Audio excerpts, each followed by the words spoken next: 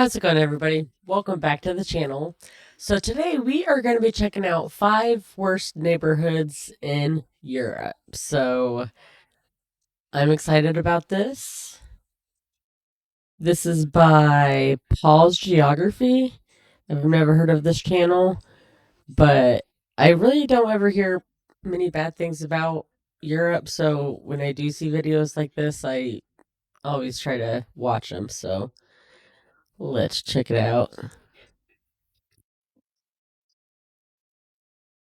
You might didn't know this, but there are many crappy neighborhoods in Europe, and in some cases, it's even called ghetto. So obviously, this is a topic of today's video. So without further ado, let's get straight into the video and check out 5 worst neighborhoods in Europe. Number 5. Ferentori, Romania, Bucharest. Well, we are already back in Romania. All right, so first off, I'm not sure if this is supposed to be a joke or if it's serious. So either way, we're gonna go with it.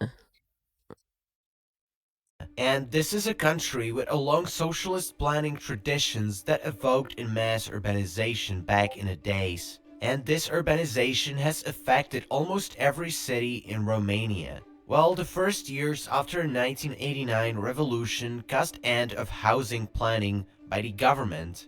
So these neighborhoods were not getting any money from Wait, the what? state.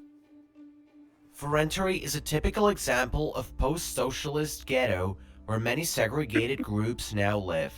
Fortunately, things have changed a lot since then, when publications like Daily Mail were ranking Romania 4th on a list of the most dangerous places in the world to visit, with almost 70,000 crimes committed each year. Wow. Today, the neighborhood is starting to look just like a regular neighborhood in Bucharest, but there's still a bit of work left to be done. More and more families and working class people are moving in. The buildings are being renovated, supermarkets are being built, restaurants are being opened, and regular people with normal lifestyles live here. Alright guys, I hope the best for this neighborhood. And we can get to number 4. Alrighty. Number 4, Stolipinovo neighborhood in Plovdiv, Bulgaria. This district is located Alrighty. on the outskirts of the city of Plovdiv. So I guess I didn't catch if you was doing like the 5 worst, meaning like number one's gonna be like the top worst. So we've got that to look forward to. I gotta adjust this because it's not working out for me. Alrighty.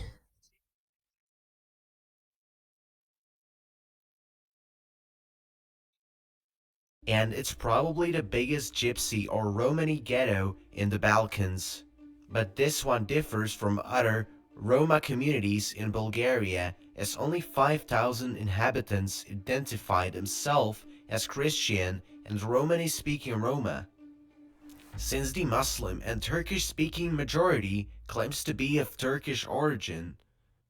Now, Like, it always gets me when they talk about uh Christianity and like religious stuff because that differs across everywhere in many, many, many different ways. So that's really given me no information, but it's all good. now let's talk kind of about the history and where the problem started. As in Romania after 1989 revolution, there have been almost no investments in the neighborhood. In combination of illegal housing, this led to severe problems with regards to electricity and water supply. And all of this rapidly increased poverty and bad living conditions, which makes this place one of the worst places to live in Europe. Hmm. Number 3, Chanov, Czech Republic. This small district in the outskirts.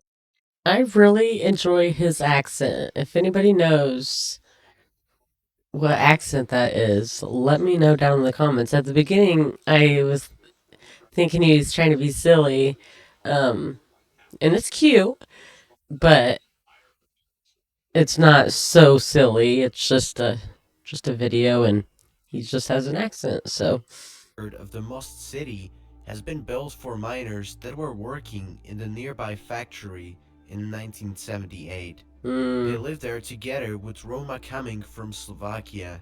The buildings could not kept in good condition, and in the end, most of the inhabitants left, and today it serves as a Roma ghetto. Living a Roma conditions there ghetto. are so bad that the place is one of the worst ghettos in Central Europe. In any case, we can expect the demolition of one of these buildings in the near future, as the Czech government has announced that in 2022 it will take place. Number 2.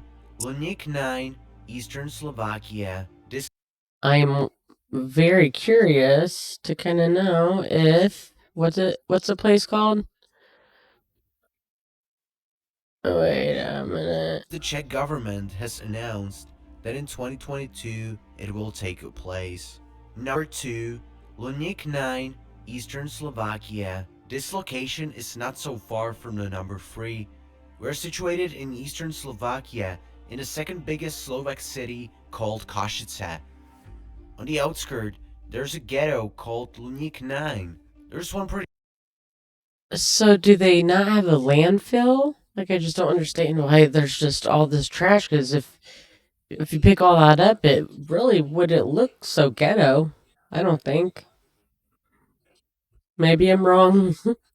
strange thing about this nasty neighborhood, and it's that it used to be a very modern area with very decent quality of living. It was inhabited by police and army forces and their families. Minority were Roma people. The task of the police and other forces was to integrate the Roma into society and life in this place. However, they did not integrate into society, and the officers began to leave the city. Therefore, the city had no supervision and became a place without any laws. The break occurred Oh, when gypsies from wow. illegal camps moved here. Without knowing how to use modern devices, they lived here on their own. Today, the city is full of garbage and houses are in terrible condition. The once modern city is now the largest ghetto in Europe. Okay. Yet Wow. before we start with number 1, I would like to mention that number 1 certainly does not mean the worst. Because in this case, it's definitely not the worst. However, let's get into it. Number 1, Naples suburbs.